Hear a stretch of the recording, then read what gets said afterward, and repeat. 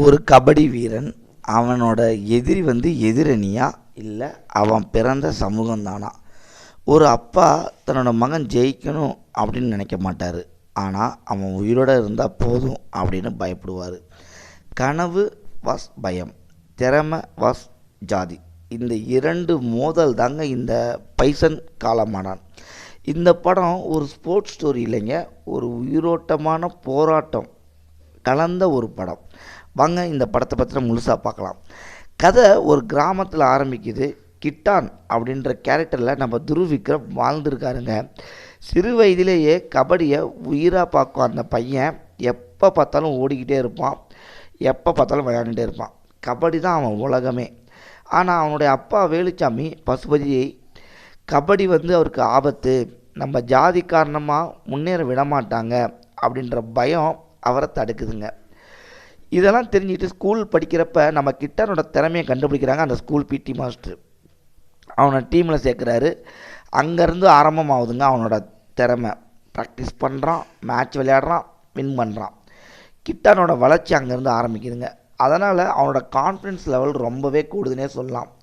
இந்த படத்தோட back phone பார்த்திங்க அப்படின்னா, இந்த படத்தில் நடித்த எல்லாரோட அந்த ரோல் தாங்க. நம்ம அமீர் லால் இவங்க ரெண்டு பேரும் பார்த்திங்க அப்படின்னா ஒரு revenge, power, political, confident, violence ரெண்டு பேருமே ரொம்ப சூப்பராகவே நடிச்சிருப்பாங்க. இந்த சூழலில் நம்ம கிட்டானோட வாழ்க்கையை நேரடியாக பாதிக்குதுங்க.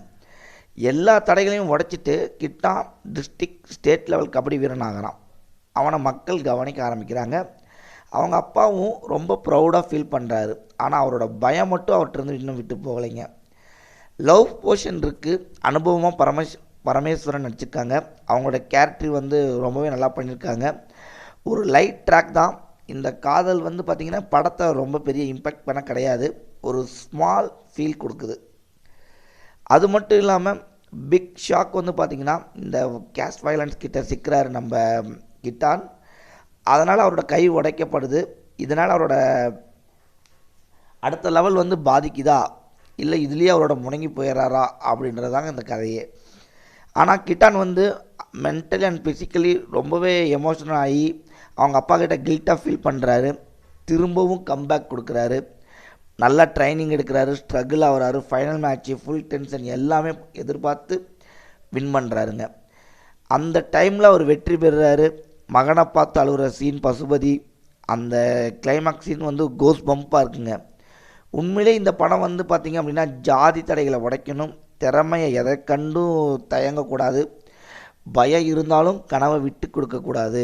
இது ஒரு ஸ்போர்ட்ஸ் ஸ்டோரியில் இது ஒரு வாழ்க்கை போராட்டம் அப்படின்ட்டு சூப்பராகவே எடுத்திருக்காங்க.